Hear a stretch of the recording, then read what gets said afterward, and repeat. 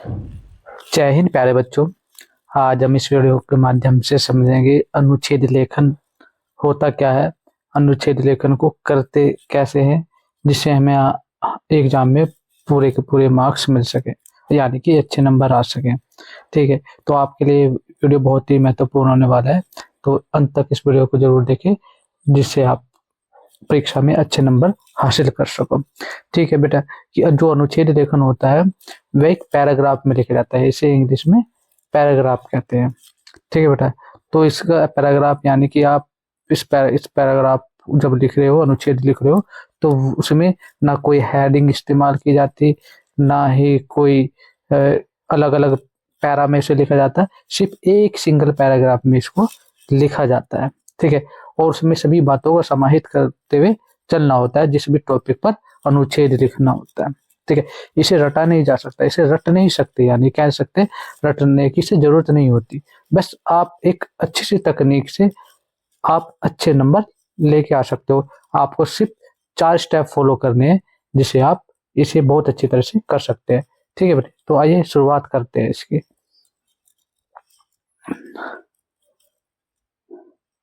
ठीक है बेटे, देखो यहाँ पर तो आपको यह हमेशा चिंता सताती रहती है कि एक जब जैसे आपके एग्जाम आने वाले होते हैं कि कितने जैसे पूछा जाता है कि परीक्षा में कि आपको 100 शब्दों में या 150 शब्दों में एक अनुच्छेद लिखना है।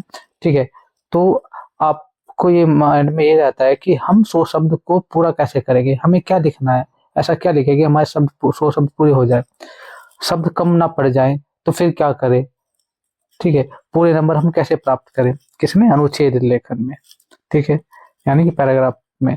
ठीक है, तो चिंता ना करें, इसका समाधान एक व्यवस्थित योजना में है कि आप एक रणनीति के अनुसार इसे करोगे तो आपको पूरे नंबर परीक्षा में जरूर मिलेंगे। ठीक है बेटा, तो आपको ये 4 स्टेप फॉलो करने हैं। पहला ये है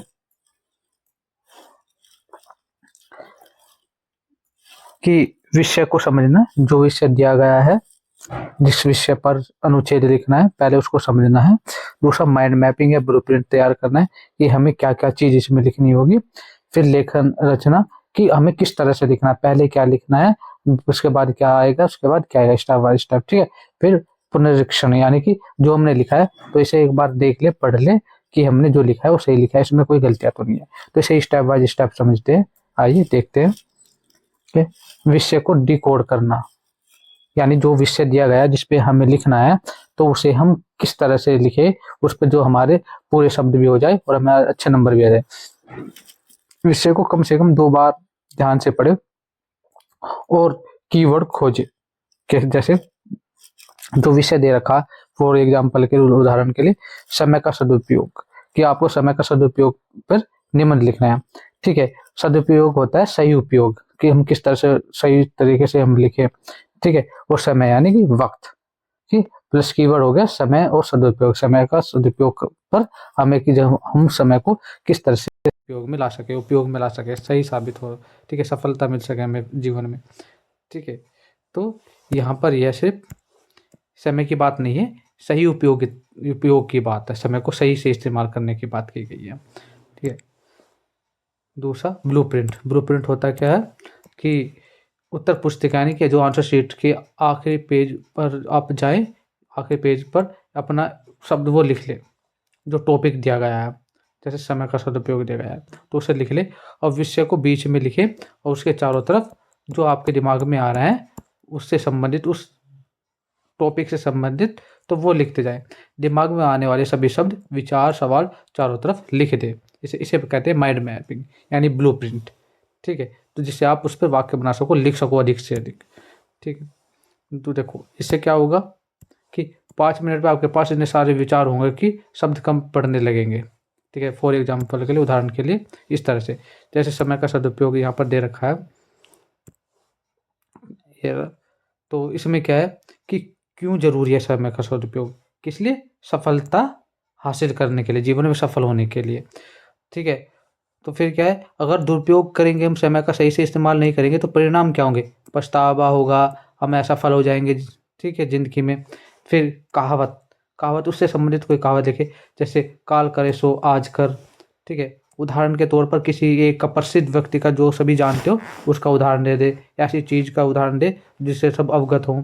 ठीक है, जैसे महात्मा गांधी या अब्दुल कलाम, इन्होंने समय का सदुपयोग किया, समय के सदुपयोग की बातें बताई जिससे वो आज इतने कामयाब है, लोग इनको जानते हैं। ठीक है, यानी कि कामयाब हुए वो लोग। ठीक है, कैसे करें हम समय का सदुपयोग? टाइम टेबल बनाएं, लक्ष्य निर्धारित करें अपने जीवन में। ठीक है, इससे हमें जल्दी अपने जीवन में सफलता हासिल होगी। तो कितने सारे शब्द निकल आए, आप 100 से ज़्यादा भी शब्द लिख सकते हो, कम समय में लिख सकते हो। ठीक है, माइंड मैपिंग के लिए नहीं 5 मिनट की ज़रूरत हो, आप 2 मिनट में भी बहुत सारे शब्द लिख सकते हो, और 5 से 7 मिनट में आप एक अनुच्छेद 100 शब्दों का बड़े आराम से लिख सकते हो।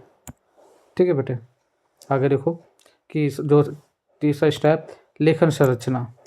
ठीक है, उसमें हम किस तरह से पहले क्या लिखना है, फिर उसमें इसके बाद क्या लिखना है, फिर उसके बाद क्या लिखना है, इस तरह से लेखन संरचना है, स्ट्रक्चर जिसे आप कहते हो। ठीक है, ठीक है, तो जैसे पहले ही आपको मैंने बताया था कि एक पैराग्राफ में आपको लिखना है, सिंगल पैराग्राफ में। इसे हेडिंगों में नहीं बांटना, पैराग्राफों में नहीं लिखना, 3-4 पैराग्राफ, सिर्फ सिंगल पैराग्राफ में आपको सभी चीज़ें समाहित करनी है, सभी चीज़ों पर लिखना है। ठीक है, वो भी स्टेप बाय स्टेप। जैसे पहले भूमिका लिखें, इंट्रोडक्शन। जो इंट्रोडक्शन है वो 2 से 3 पंक्तियों में लिखें, ज़्यादा पंक्तियों में लिखने की जरूरत नहीं होती। अगर 100 शब्दों का है तो अनुच्छेद लेखन। ठीक है, तो विषय विस्तार, जो बॉडी होती है कि जो विषय वस्तु जिसे हम कहते हैं, तो वो से विषय वस्तु जिसके ऊपर लिखा जाना है, कोई भी टॉपिक होगा तो उससे संबंधित ही चीज़ें हमें लिखनी है, उसे केंद्र में रखकर, माइंड में रखकर उसके बारे में ही लिखना है। वो 8 से 10 पंक्तियाँ होनी चाहिए माइंड मैपिंग का प्रयोग करते हुए, जो हमने माइंड मैपिंग बताई थी ना समय का उपयोग पर, तो उसको ध्यान इस तरह से माइंड मैपिंग कर ले, फिर उस पर लिखें। ठीक है, फिर निष्कर्ष।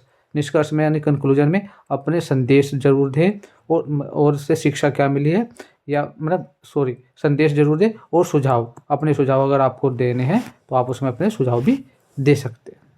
ठीक है बेटे, आगे देखो, भूमिका कैसी होनी चाहिए? भूमिका होनी चाहिए दमदार एकदम। तो शुरुआत कैसे करें? हम कहावत या प्रसिद्ध कथन से कर सकते हैं। जैसे समय के सदुपयोग के ऊपर बताइए कि कहते हैं, जो समय को नष्ट करता है यानी समय को बर्बाद करता है, उस समय उसे ही नष्ट कर देता है, यानी बर्बाद कर देता है। यानी कि समय का जो महत्व को नहीं समझता, समय भी उसको तवज्जो नहीं देता है। ठीक है, ये एक प्रभावशाली कहावत है। अगर ऐसी कहावत आप लिखोगे किसी भी अनुच्छेद से संबंधित, तो जो परीक्षक होगा यानी कि एग्जामिनर होगा, जो आपकी कॉपी जांच रहा होगा, उसका ध्यान उस कहावत पर जाएगा, तो उस पर अच्छा इंप्रेशन पड़ेगा और आपको अच्छे नंबर मिलने के चांसेस बढ़ जाएंगे। ठीक है बेटे, तो उसे अनुमान हो जाएगा एग्जामिनर को कि आपने अच्छा लिखा है, आप जानते हो उस विषय के बारे में। विषय वस्तु यानी कि विचारों का प्रभाव। विषय वस्तु कैसी होनी चाहिए? ठीक है, तो जो हमारे इंस्ट्रक्शन है यानी कि निर्देश हैं, उसे देखते हैं। जैसे माइंड मैपिंग के बिंदु, जैसे क्यों, कैसे, लाभ, हानि को वाक्यों में ज़रूर बदले। वाक्यों में से बदलने, जब माइंड मैपिंग करते हैं तो उसे वाक्य में बदल देते हैं, बड़े आसानी से बदले जा सकते हैं, क्योंकि हमारे माइंड में बहुत सारे विचार आ जाते हैं। तो उससे संबंधित को तो वाक्य छोटे और सरल हो। जब भी आप लिख रहे हो, बड़े बड़े वाक्य ना लिखें, छोटे लिखें, सरल लिखें और स्पष्ट लिखें। ठीक है, उदाहरण के तौर पर ये रहा कि विद्यार्थी जीवन में समय का सदुपयोग सफलता की कुंजी है। ये माइंड मैपिंग से लिया गया बिंदु है। ठीक है, समय का सदुपयोग यानी सफलता। ठीक है, अगर एक सही दिनचर्या बनाकर हम हर काम समय पर पूरा कर सकते हैं तो हम जीवन में ज़रूर सफल होते हैं। ठीक है, इस तरह से आप लिख सकते हैं। आगे निष्कर्ष यानी बात का निचोड़ किस तरह से लिखें? आप बात को समेटे और कोई संदेश दे या सुझाव दे या सकारात्मक विचार रखें। किस तरह से हो सकता है? अपने सुझाव देंगे, सकारात्मक विचार रखेंगे तो एग्जामिनर पर इसका अच्छा प्रभाव पड़ेगा। ठीक है, जैसे हमें समझना चाहिए कि बीता हुआ समय कभी लौट कर नहीं आता। हर पल का सही उपयोग करके ही हम जीवन में आगे बढ़ सकते हैं, यानी कि जीवन में हम सफल हो सकते हैं। ठीक है, इस तरह से आप निष्कर्ष दें। हमें क्या क्या सावधानियां बरतनी है अनुच्छेद लेखन में, ये आपको ज़रूर समझना है। पहले से देखें, अधिकतर बच्चे इसमें गलतियाँ करते हैं। तो गलत तरीका क्या है कि इसे ना कई बॉडी में लिख देते हैं, ये रॉन्ग मेथड है। तो इंट्रोडक्शन अलग पैराग्राफ में लिख दी, बॉडी अलग पैराग्राफ में लिख दी यानी कि जो विषय वस्तु है, कंक्लूजन यानी निष्कर्ष अलग पैराग्राफ में लिख दिया, तो इससे 4-5 पैराग्राफ हो जाते हैं। या फिर हेडिंग में लिख देते हैं या फिर पॉइंटों में लिख देते हैं। ठीक है, 1 2 3 ऐसे डाल के, तो ये सब तरीके गलत है। इस तरह से नहीं लिखना। तो सही तरीका है सिर्फ एक पैराग्राफ में लिखना, इस तरह से। ये सबसे सही तरीका है, करेक्ट मेथड है। इसमें आपको पूरे नंबर मिलेंगे, अच्छे नंबर मिलेंगे, आपने सही लिखा है तो। ठीक है बेटे। तो यहाँ पर बताएगा कि हेडिंग नहीं बनानी चाहिए, और सही तरीका है सब कुछ एक ही पैराग्राफ में मिक्स कर कर लिखना चाहिए। पुनरीक्षण, चौथा स्टेप क्या है कि लिखने के बाद एक बार ज़रूर पढ़ें। ठीक है, मात्राओं की गलतियाँ तो नहीं है, इससे पता चल जाएगा। ठीक है, कोई वाक्य बनाते वक्त कोई त्रुटि तो नहीं रह गई, व्याकरणिक तौर पर कोई गलती तो नहीं है।